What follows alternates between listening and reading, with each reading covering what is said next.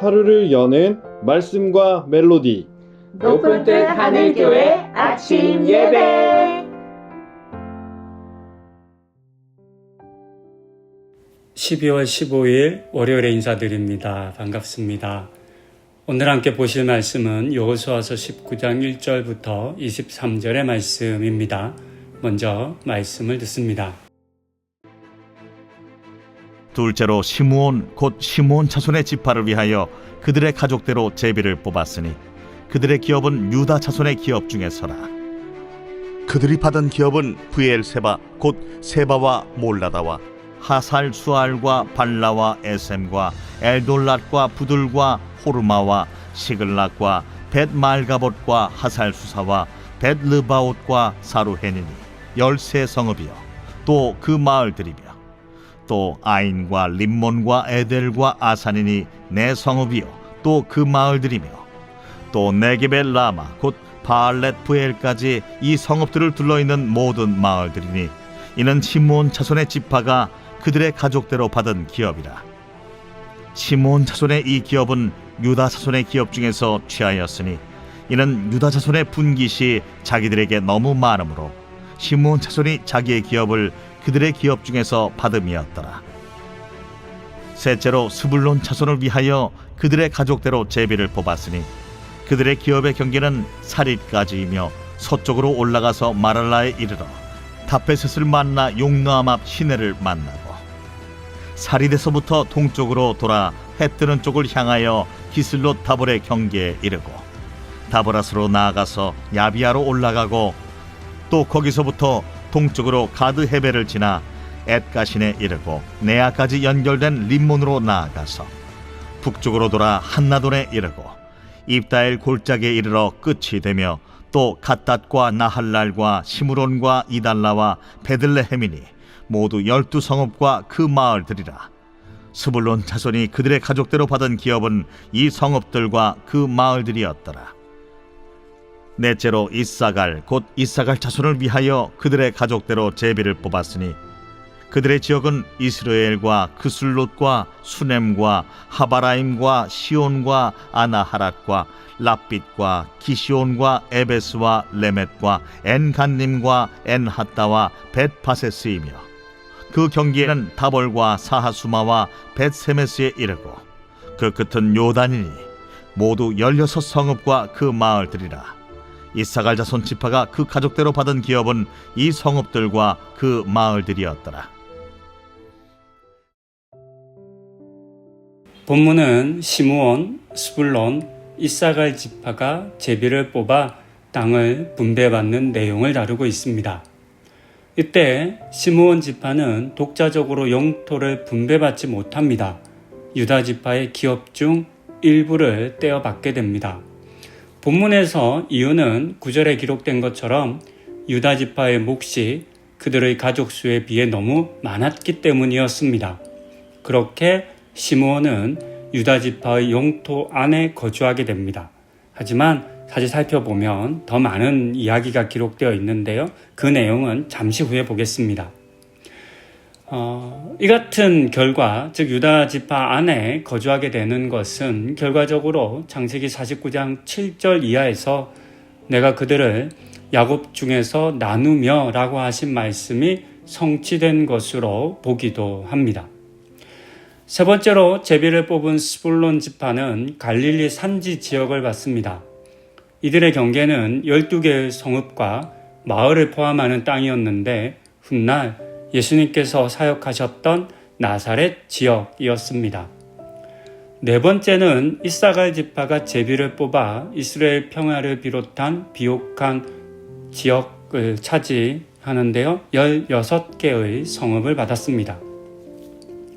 오늘의 본문에서 우리는 시므온 지파의 이야기를 조금 더 살펴보며 하나님의 말씀은 반드시 성취된다는 것과 그리고 그 같은 하나님의 성취 속에는 항상 하나님의 은혜가 있다라고 하는 내용을 조금 더 살펴보고 나눕니다. 이 이야기를 나누기 위해서는 창세기 34장의 이야기를 보아야 합니다. 야곱의 가족이 세겜에 머물 때가 있었습니다. 그때 야곱의 딸 디나가 세겜의 아들에게 폭행을 당하고 수치를 당하게 되었습니다.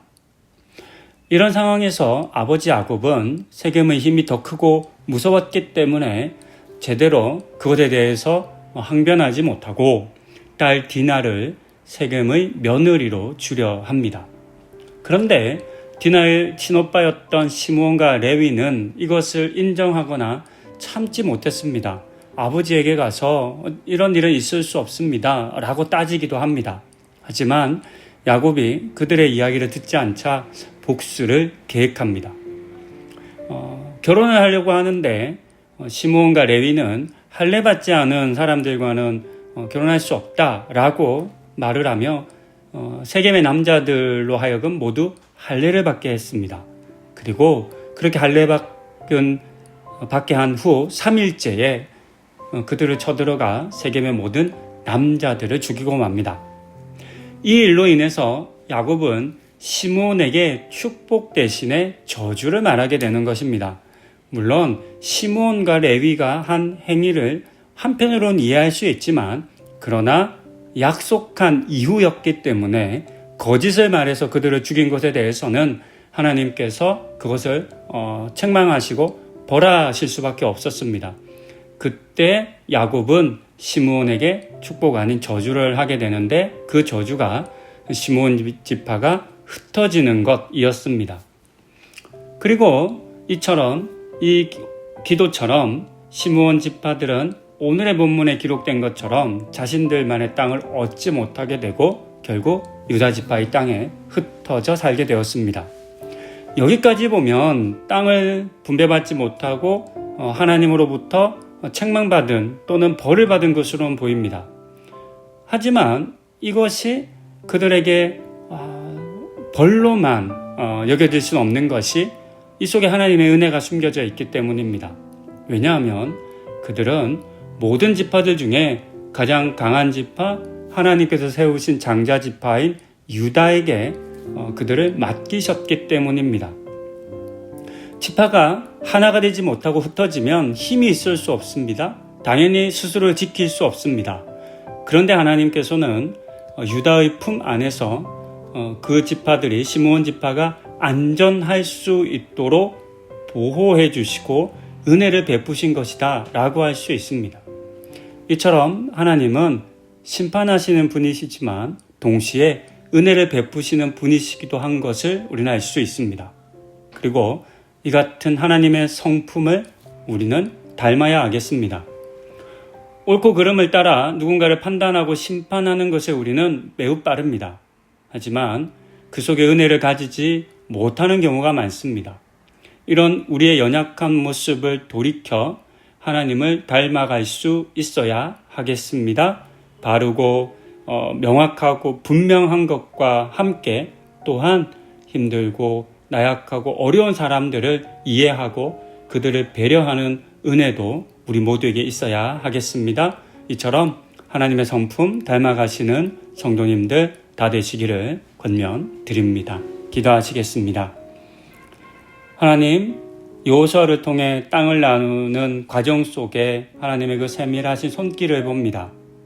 시므온 지파를 유다 지파 안에 거하게 하심으로 서로 돕고 채우며 살아가게 하신 것이 하나님의 은혜인 것을 깨닫습니다. 이번 한 주 동안 우리에게 허락하신 삶의 터전에서 자족하고 감사하며 하나님의 은혜 속에 살아가게 하여 주시고 나에게 주신 은혜가 넉넉하면 흘려보내고 부족하면 주님의 채우심을 또 맛보는 그런 한 주 되게 하여 주시옵소서. 새로운 한 주를 시작합니다. 일할 수 있는 직장과 머물 수 있는 가정 주신 하나님의 은혜를 감사하는 우리들 다 되게 하여 주시고 주어진 곳에서 정직하고 성실하게 살아가는 우리 성도님들 다 되게 하여 주시옵소서. 예수님의 이름으로 기도드립니다. 아멘.